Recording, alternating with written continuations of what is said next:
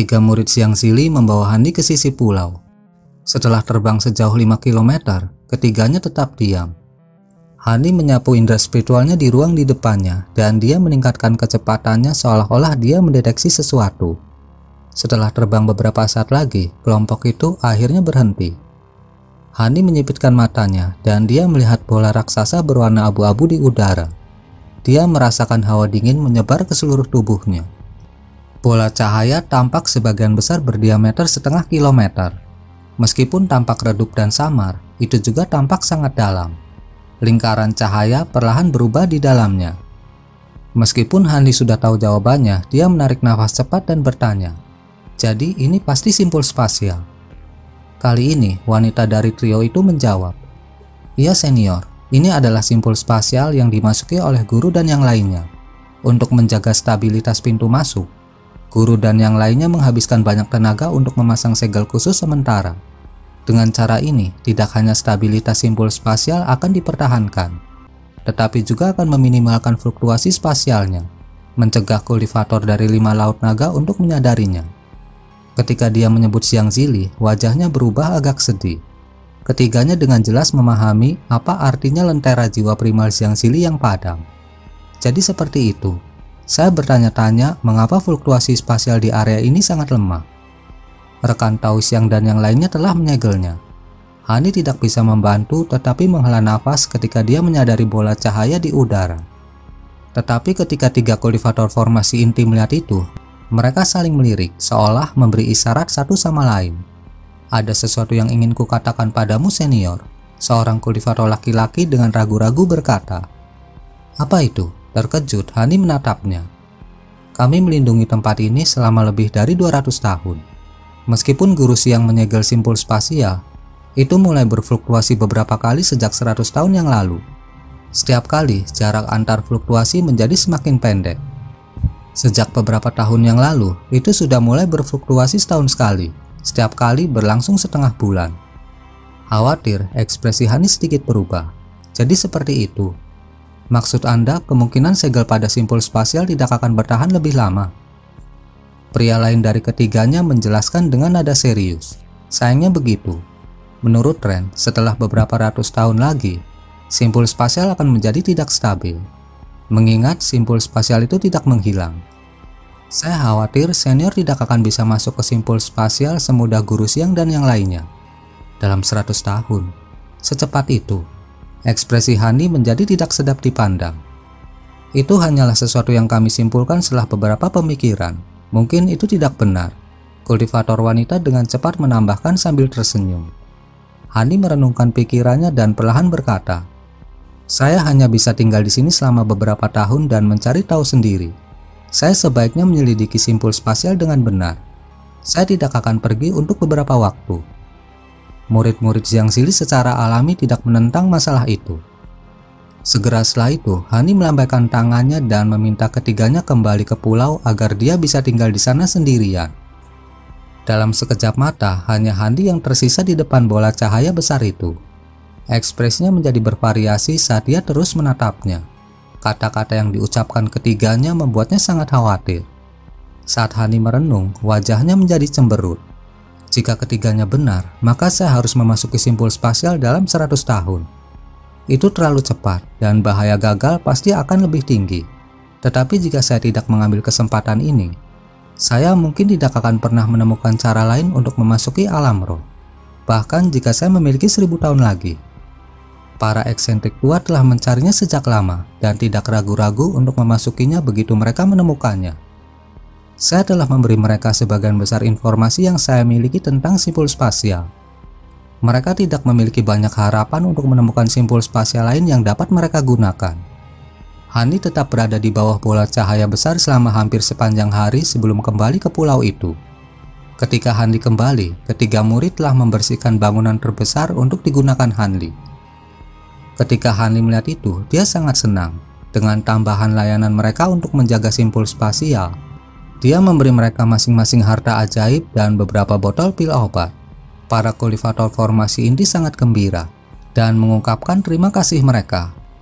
Segera setelah itu, Hani menggunakan jimat ribuan jarak untuk memberitahu Nangongwan dan yang lainnya untuk mengirim beberapa kultivator formasi inti yang andal ke pulau itu. Juga meminta Tian Qin-er untuk menemani mereka. Tian Qin-er sekarang menghabiskan sebagian besar waktunya untuk meneliti mantra formasi dan pembatasan. Dia sudah sangat berbakat di bidangnya dan sekarang dia menghabiskan lebih banyak waktu di bidang itu. Jadi dia telah membuat kemajuan yang luar biasa. Penguasaannya atas mantra formasi sekarang jauh melampaui kemampuan Hanli. Hanli takut dia akan membutuhkan pengetahuan mantra formasi wanita itu untuk perjalanannya ke simpul spasial. Setelah itu, Hanli terus mengawasi bola cahaya besar hampir setiap hari selama beberapa waktu. Kemudian dia akan kembali ke pulau dan merenungkan perubahan yang dia amati. Setelah 1 tahun, Tian Qin-er dan 3 kultivator formasi inti akhirnya tiba di pulau itu. Hanli segera membebas tugaskan 3 kultivator formasi inti yang awalnya menjaga pulau dan mengambil alih kendali langsung daerah tersebut. Meskipun Tian Qin-er masih berada pada tahap formasi inti akhir, Hanli secara khusus memberikan sebotol air matahari kembali, membuat dia memiliki lebih banyak waktu untuk memadatkan jiwa yang baru lahir. Ketika Hanli melihat dia akhirnya tiba, dia segera membawanya untuk melihat simpul spasial dan melihat apakah segel bisa diperkuat atau tidak, agar dia punya lebih banyak waktu untuk bersiap. Sayangnya, terlepas dari penguasaannya yang tak terbayangkan atas mantra formasi, Tian Qin-er belum mempelajari subjek yang melibatkan kekuatan spasial.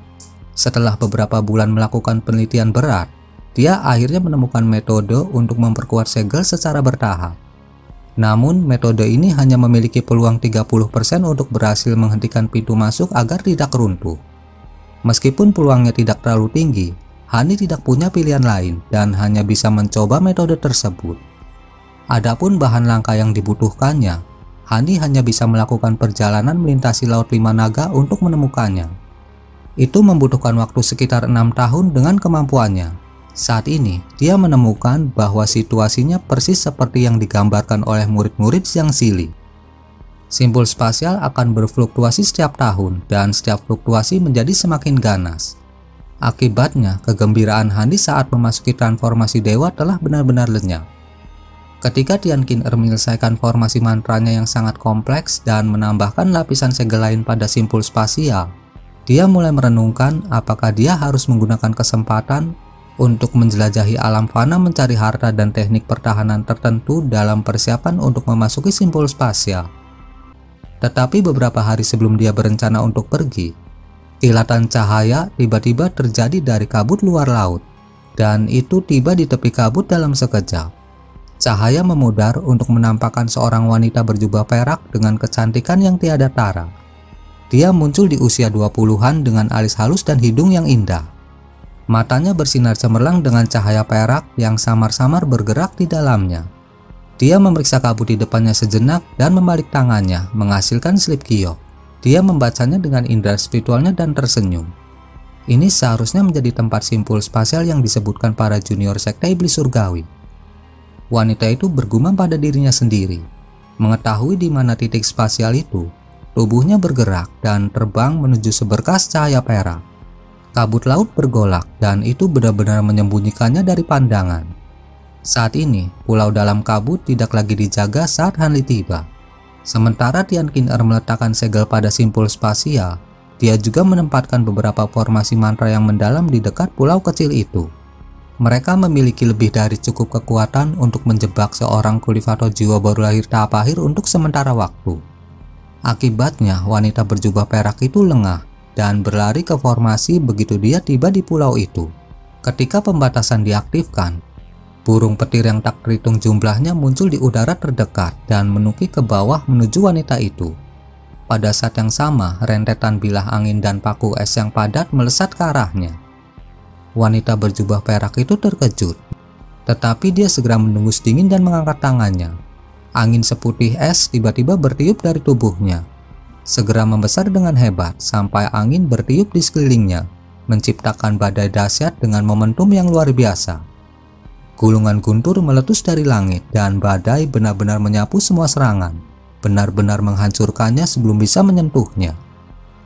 Gerakan keras seperti itu menarik perhatian 4 kultivator formasi inti yang ditempatkan di pulau itu. dan dalam keterkejutan mereka terbang dari pulau untuk mencari tahu apa yang sedang terjadi. Wanita berjubah perak memandang semua kultivator yang terbang dari pulau dan tidak bisa membantu tetapi menunjukkan permusuhannya. Dia mengangkat tangannya ke 4 kultivator seolah-olah dia akan meluncurkan sesuatu pada mereka. Pada saat itu, wanita itu tiba-tiba mendengar suara Hani di telinganya. "Prefeng, tolong tunjukkan belas kasihan. Bawahan saya hanya mengikuti perintah saya. Saya harap Anda tidak tersinggung." "Itu kamu?" Ketika wanita berjubah perak mendengar itu, wajahnya sangat berubah. "Kenapa kamu di sini? Sudahkah kamu mencapai tahap transformasi dewa juga?" Wanita berjubah perak ini secara alami tidak lain adalah poni kelas 10 yang Han ditemui bertahun-tahun yang lalu, dan dia memasang ekspresi agak tegang di wajahnya. Dia secara pribadi telah menyaksikan kemajuan Hani dari tahap jiwa baru lahir pertengahan ke tahap akhir jiwa baru lahir, dan dia sekarang berada di tahap transformasi dewa. Bukankah dia berkembang terlalu cepat? Bagaimanapun, ada lebih dari 100 kultivator jiwa baru lahir tahap akhir di alam ini, tetapi hanya segelintir kultivator transformasi dewa secara total. "Hehe, kamu juga telah mencapai tahap transformasi dewa, bukan? Aku tidak tahu bagaimana kamu tahu tentang tempat ini, tapi kamu pasti ada di sini untuk simpul spasial juga. Kalau begitu, kupikir kita harus bekerja sama. Bagaimanapun, ini bukan pertama kalinya kita saling membantu." Hani terkekeh saat dia mengirimkan suaranya padanya. Saat suaranya menghilang, kilat dan api yang dengan keras membombardir segel tiba-tiba lenyap, dan pembatasan di dekatnya sepertinya telah dinonaktifkan dengan sendirinya. 4 kultivator formasi inti di bawah secara alami juga telah mendengar suara Hani, dan wajah mereka segera memucat serempak setelah mengetahui fakta bahwa wanita itu adalah binatang iblis tahap transformasi dewa. Mereka semua buru-buru berdiri di samping dan mengadopsi sikap hormat, seolah-olah mereka datang ke sini dengan tujuan untuk menyambut wanita berjubah perak itu. Onyx S terdiam sesaat sebelum tiba-tiba mengangkat alisnya dan melirik 4 kultivator formasi inti. Dia kemudian berubah menjadi bola cahaya perak dan terbang menuju pulau di bawah. 4 bawahan Hanli menghela nafas lega secara bersamaan saat mereka buru-buru terbang di belakangnya, mengikutinya ke pavilion terbesar di pulau itu. Wanita itu melihat ke kejauhan dan menemukan seorang pria muda berjubah biru berdiri di pintu masuk pavilion, menatapnya dengan senyuman di wajahnya. Dia tidak lain adalah kultivator manusia menjijikan yang terakhir dia temui lebih dari sahabat yang lalu. Wanita berjubah perak itu memasang ekspresi tidak bersahabat saat dia berhenti lebih dari 100 kaki dari Hani dan menginterogasinya. "Kamu benar-benar cepat mencapai pulau ini sebelum aku, rekan Taoisan. Di mana simpul spasial?" Hani tersenyum sebelum melambaikan tangan ke arah 4 kultivator formasi inti, dan semuanya segera berangkat dari tempat kejadian. Baru kemudian dia perlahan menjawab, "Kamu sudah di sini. Jadi kenapa kamu terburu-buru? Simpul spasial tidak terlalu jauh dari sini. Bagaimana kalau aku mengantarmu ke sana setelah kita mengobrol sebentar? Aku tidak punya bahan obrolan denganmu. Apakah kamu benar-benar berpikir kamu dapat mengintimidasi aku hanya karena kamu telah mencapai tahap transformasi dewa juga?" Ekspresi wanita itu semakin mendingin dan terlepas dari apa yang dia katakan, suaranya benar-benar diwarnai dengan sedikit kewaspadaan. "Kamu sedang mencari simpul spasial, yang berarti kamu juga mencoba untuk naik ke alam roh sama seperti aku. Kurasa kita bisa bekerja sama." Hani melamar dengan ekspresi tenang.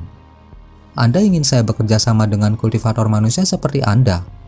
Seringai mengejek muncul di wajah Onyx S. "Saya yakin Anda sudah tahu tentang apa yang terjadi pada rekan Daoxiang dan yang lainnya. Jika tidak, Anda tidak akan muncul di sini.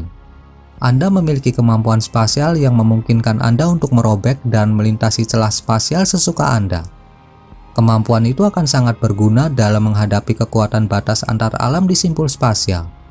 Anda juga telah menyaksikan kemampuan saya, dan saya percaya Anda akan setuju bahwa kemampuan saya tidak kalah dengan Anda. Saya juga memiliki 2 harta karun roh surgawi, jadi tidak mungkin aku akan menyeretmu ke bawah. Jika kita bergabung, itu akan jauh lebih aman daripada salah satu dari kita memasuki simpul spasial sendiri. Jika tidak, Anda melihat apa yang terjadi pada rekan Taoixiang dan yang lain. Saya mendengar bahwa iblis 2C memasuki simpul spasial lain. Dia tidak meninggalkan lampu jiwa, jadi kita tidak tahu apa yang terjadi padanya. Tapi simpul spasial yang dia akses bahkan lebih kacau dari yang ini. Jadi aku juga tidak terlalu optimis tentang peluangnya untuk bertahan hidup. Hani membujuk dengan tidak tergesa-gesa. Cahaya dingin melintas di mata wanita berjubah perak saat dia menjawab.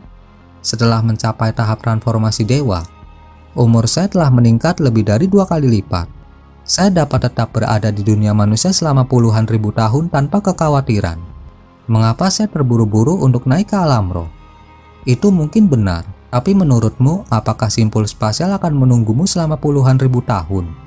Jika kamu melewatkan yang satu ini, menurutmu apakah kamu akan dapat dengan mudah menemukan yang lain di masa depan? Hani mengelus dagunya saat sedikit senyum muncul di wajahnya. Apa yang kamu coba katakan? Ekspresi wanita berjubah perak sedikit berubah setelah mendengar itu. Tidak ada, sungguh. Saya hanya ingin memberitahu Anda fakta bahwa simpul spasial ini hanya akan bertahan selama sekitar 100 tahun sebelum runtuh dan menghilang. Jika Anda yakin dengan kemampuan Anda untuk menemukan simpul spasial yang lebih cocok untuk dilalui, berpura-puralah saya tidak mengatakan apa-apa. Hani terkekeh. Wanita berjubah perak tersendat sedikit sebelum ekspresi skeptis muncul di wajahnya. Bagaimana bisa ada kebetulan yang begitu nyaman? Kamu tidak berbohong padaku, kan? Hani tidak terburu-buru untuk memaksakan masalah tersebut. Sebaliknya, dia mengubah topik pembicaraan dan berkata, Anda akan tahu apakah saya mengatakan yang sebenarnya atau tidak jika Anda tetap di sini dan mengamati simpul spasial ini selama beberapa hari. Saya harus pergi sekarang dan mencari beberapa metode untuk menangkal kekuatan batas antar alam. Saya akan meninggalkan salah satu murid perempuan saya di sini. Jadi, Anda dapat berbicara padanya jika Anda memiliki instruksi. Tentu saja, jika Anda dapat menginstruksikan murid saya sebagai pengganti saya saat saya pergi, maka saya harus berterima kasih dengan sepenuh hati atas nama murid saya. Kamu akan meninggalkan pulau ini.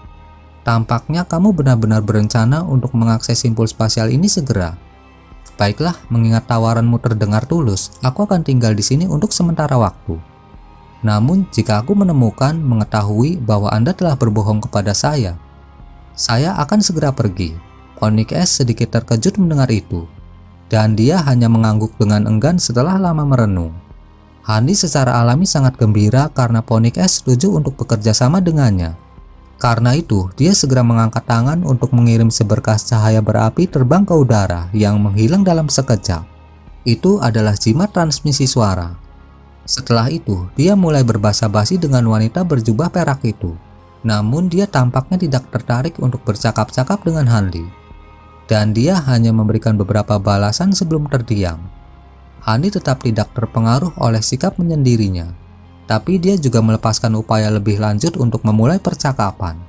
Setelah beberapa saat, seberkas cahaya putih mendekati dari arah simpul spasial sebelum turun di samping Hanli. Cahaya putih memudar untuk mengungkapkan wanita ramping berjubah kuning dengan serangkaian fitur cantik. Dia tidak lain adalah Tian Qin-er. Tian Qin-er memberi hormat kepada tuannya. Tian Qin-er mengulurkan busur hormat sebelum berdiri ke samping. Jadi itu muridmu? Apa itu? Fisik tangisan naga. Wanita berjubah perak mengalihkan pandangannya ke arah Tian Qin-er, di mana ekspresi terkejut muncul di wajahnya. Hani tersenyum sambil berkata, memang benar, murid saya adalah perempuan, namun dia memiliki fisik unik yang seharusnya untuk pria. Dan itu benar-benar kutukan daripada berkah baginya. Saya telah mendengar esensi glasial yang dikembangkan oleh ras Onyx S sangat berguna untuk membersihkan esensi seseorang serta untuk menyeimbangkan energi yin dan yang di dalam tubuh seseorang. Saya berharap Anda dapat memberikan beberapa tetes esensi itu kepada murid saya, sehingga dia dapat mengangkat kutukan dari fisiknya sendiri dan memulihkan potensinya untuk mengejar dao agung. Hani tidak banyak menyebutkan fisik tangisan naga Tian Qin-er, tetapi di balik layar, dia telah menghabiskan banyak waktu untuk meneliti fisik ini. Dan ini adalah satu-satunya metode perbaikan potensial yang dia temukan. Karena itu, dia secara alami tidak mau menyerah pada kesempatan langka ini. Beberapa tetes. Kamu berani bermimpi. Esensi glasial ras kami sangat berharga. Bagaimana mungkin aku bisa memberikan beberapa tetes pada manusia dalam sekejap? Mungkin aku akan mempertimbangkannya saat aku dalam keadaan suasana hati yang baik suatu hari nanti. Wanita berjubah perak itu mengejek. Alih-alih bereaksi dengan marah, Hani malah tertawa terbahak-bahak sebelum beralih ke Tian Qin-er dengan ekspresi penuh arti. Tentu saja, Qin-er, pastikan untuk mendengarkan senior ini. Rekan Taoist Phoenix akan tinggal di sini di pulau ini untuk sementara waktu, dan kamu akan bertanggung jawab untuk memenuhi kebutuhannya selama waktu itu. Setelah mendengar bahwa obat potensial untuk fisik tangisan naganya telah ditemukan, mata Tian Qin-er segera bersinar, dan dia buru-buru setuju untuk merawat wanita berjubah perak itu dengan kemampuan terbaiknya. Phoenix S memelototi Hani dengan dingin, tetapi tidak mengatakan apa-apa. Proses selanjutnya cukup sederhana. Hani membiarkan Phoenix S ke simpul spasial secara langsung, lalu tinggal di pulau itu selama setengah bulan. Setelah memverifikasi bahwa wanita berjubah perak itu tidak memiliki niat buruk terhadap Tian Qin-er, dia meninggalkan pulau kecil dan terbang ke kejauhan sebagai seberkas cahaya biru.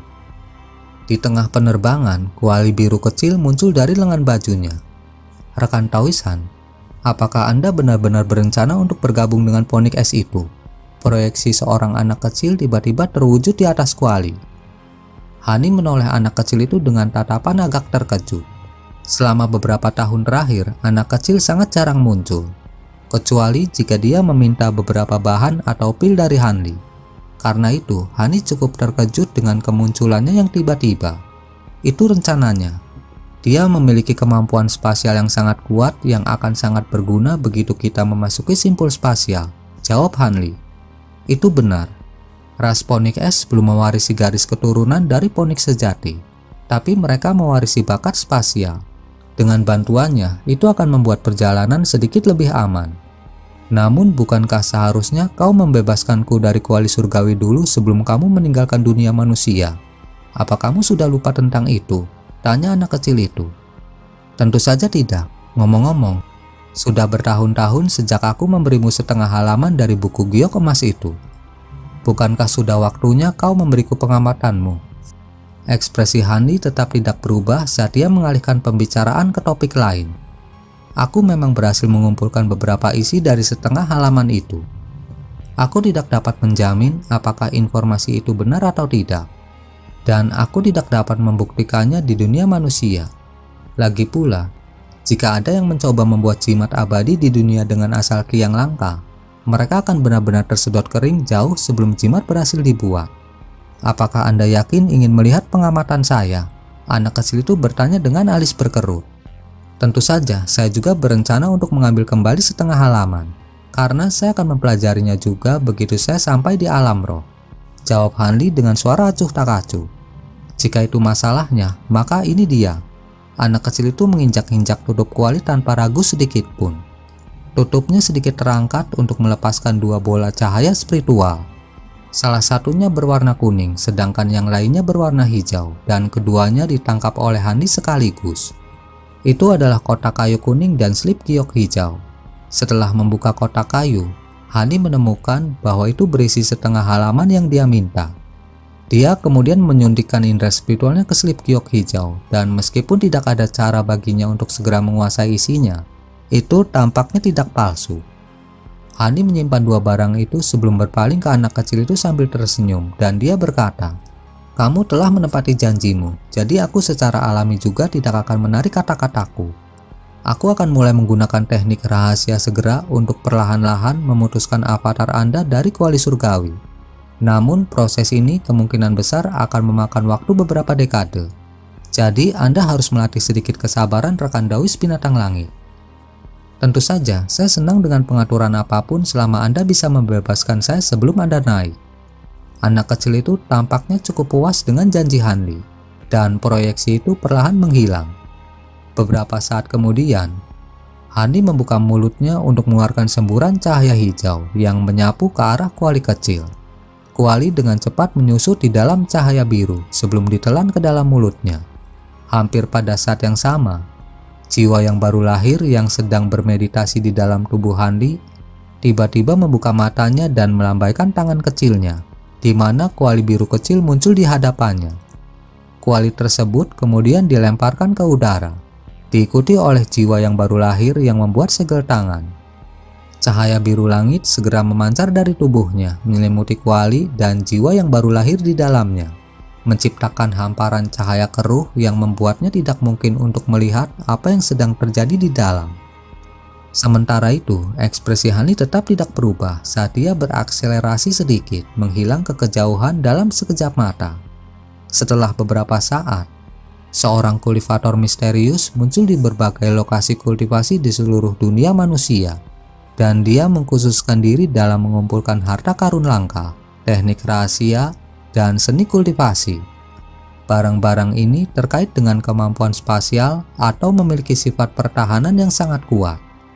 Namun, kultivator misterius ini memiliki standar yang sangat tinggi, dan hanya ada sedikit barang yang benar-benar menarik baginya.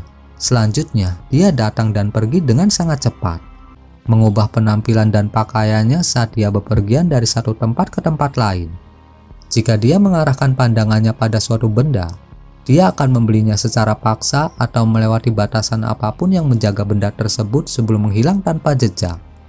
Luasnya pengetahuan semua orang tentang kultivator misterius ini adalah bahwa dia sangat kuat, dan bahkan kultivator jiwa baru lahir tahap akhir seperti bayi yang tidak berdaya dalam menghadapi kekuatannya yang luar biasa. Untungnya, kultivator misterius ini hanya tertarik untuk mengumpulkan harta dan menahan diri untuk tidak menyerang orang kecuali hal itu tidak dapat dihindari. Dengan demikian, meskipun sekte dan kekuatan yang telah kehilangan barang-barang itu sangat tidak mau berpisah dengan barang-barang mereka yang hilang, mereka hanya bisa mengakui kesialan mereka, dan tidak ada dari mereka yang berani mencoba dan melacak makhluk yang sangat kuat ini. Sebaliknya, kultivator normal sama sekali tidak menyadari keberadaan kultivator misterius ini. Jadi, tahun demi tahun berlalu dengan cepat. Suatu hari 70 tahun kemudian di puncak gunung tanpa nama, seorang kultivator misterius berdiri dengan ekspresi kosong, sementara dua lelaki tua memelototinya dari udara di atas. Kultivator misterius adalah seorang sarjana paruh baya yang mengenakan jubah hitam bertinta. Kedua pria tua yang menghadapinya masing-masing adalah kultivator jiwa baru lahir awal dan kultivator jiwa baru lahir pertengahan. Aku tidak peduli siapa kamu, tetapi jika kamu tidak ingin terluka, maka lebih baik kamu menyerahkan cincin emas berkilauan yang kamu curi. Agar kamu dapat mencuri cincin itu terlepas dari semua batasan yang kami tetapkan, itu menunjukkan bahwa Anda setidaknya seorang kultivator jiwa baru lahir. Mengapa Anda melakukan tindakan pencurian yang begitu rendah? Seorang pria tua dengan alis lebat menginterogasi dengan suara dingin.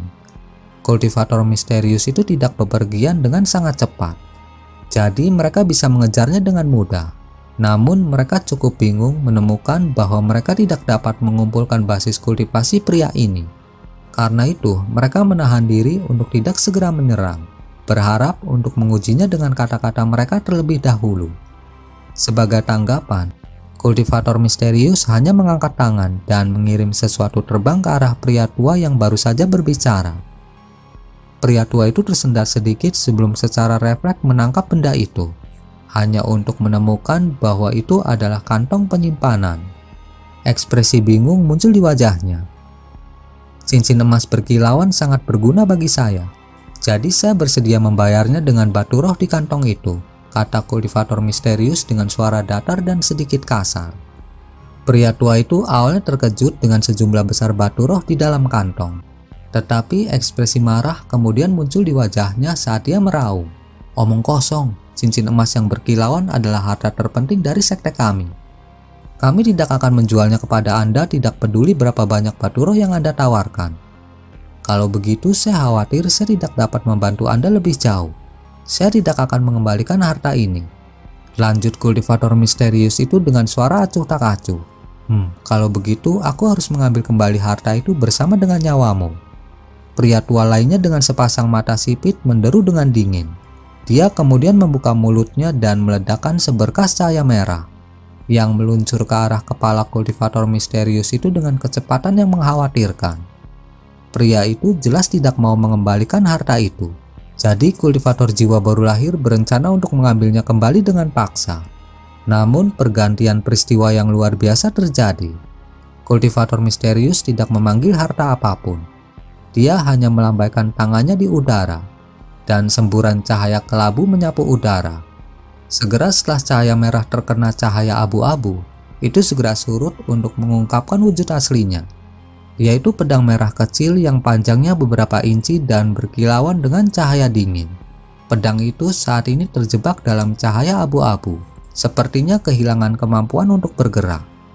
Orang tua yang telah melepaskan pedang terbang itu terkejut dan marah saat mengetahui bahwa dia telah kehilangan koneksi dengan pedang.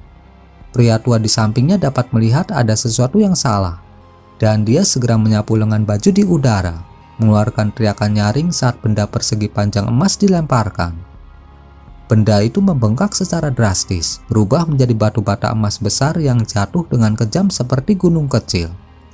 Kultivator misterius itu tampaknya cukup tertarik dengan pemandangan batu bata emas ini, dan dia perlahan mengangkat tangannya yang lain ke arahnya. Semburan cahaya abu-abu yang lebih besar menyapu, menabrak langsung ke batu bata emas. Cahaya abu-abu baru saja menyapu permukaan batu bata, di mana cahaya spiritualnya memudar, dan dengan cepat menyusut, juga kehilangan kemampuan untuk bergerak. Kultivator misterius kemudian melambaikan tangan di udara lagi, dan baik pedang merah maupun batu bata emas turun ke arahnya. Pria tua jiwa baru lahir pertengahan benar-benar menjadi sangat bingung sekarang, dan dia segera membuat gerakan meraih ke arah kultivator misterius. Sebuah tangan putih besar tiba-tiba muncul di atas sarjana berjubah hitam sebelum jatuh dengan kekuatan yang menghancurkan. Dia jelas berusaha untuk mengakhiri kehidupan kultivator misterius itu. Namun kultivator di bawah hanya menjentikan jari ke arah tangan putih besar itu. Cahaya keemasan menyala, dan semburan pedangki menyapu telapak tangan putih, mengirisnya dengan rapi menjadi dua dan menguranginya menjadi bintik cahaya putih yang hancur menjadi ketiadaan. Wajah pria tua memucat saat melihat itu.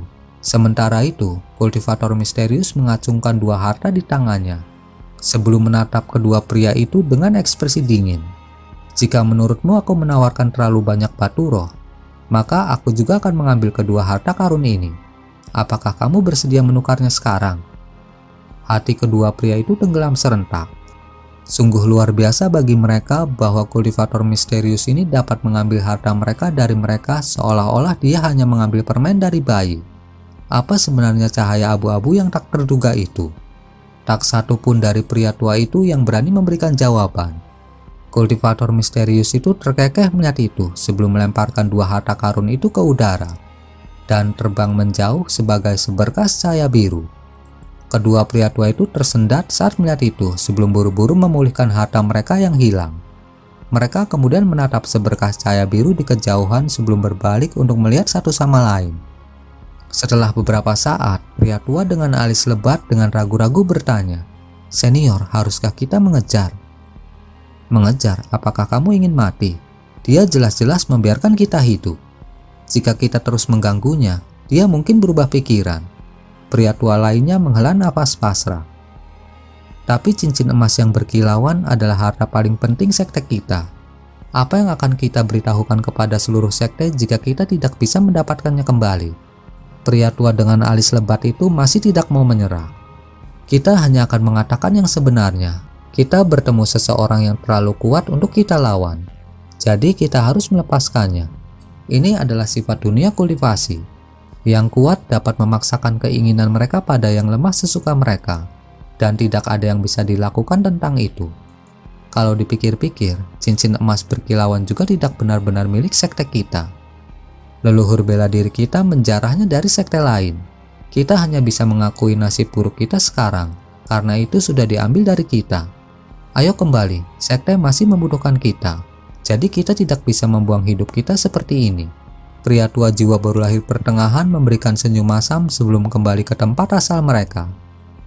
Pria tua dengan alis lebat itu terpaku di tempat untuk waktu yang lama sebelum menghela nafas pasrah saat dia juga pergi dari tempat kejadian. Jauh tinggi di udara, kultivator misterius tiba-tiba berhenti setelah terbang sejauh puluhan ribu kilometer. Serangkaian retakan dan letupan meletus di seluruh persendiannya saat dia tumbuh lebih tinggi sekitar 1 inci. Pada saat yang sama, cahaya spiritual biru muncul di wajahnya, mengubah penampilannya menjadi seorang pria muda dengan serangkaian fitur biasa. Pria ini tidak lain adalah Hanli. Dia mengacak-ngacak lengan baju, dan cincin emas tiba-tiba muncul di tangannya. Dia dengan lembut melambaikan cincin emas, dan proyeksi yang tak terhitung jumlahnya dipanggil. Tidak buruk, dalam hal kemampuan bertahan saja. Harta karun ini berada di peringkat 3 teratas yang aku kumpulkan selama beberapa tahun terakhir ini. Senyuman senang muncul di wajah Handi. Sudah waktunya Anda kembali, rekan Taoisan. Jika tidak, Anda akan benar-benar putus asa jika simpul spasial tiba-tiba runtuh sebelum Anda kembali. Suara seorang anak kecil terkekeh dari dalam lengan bajunya.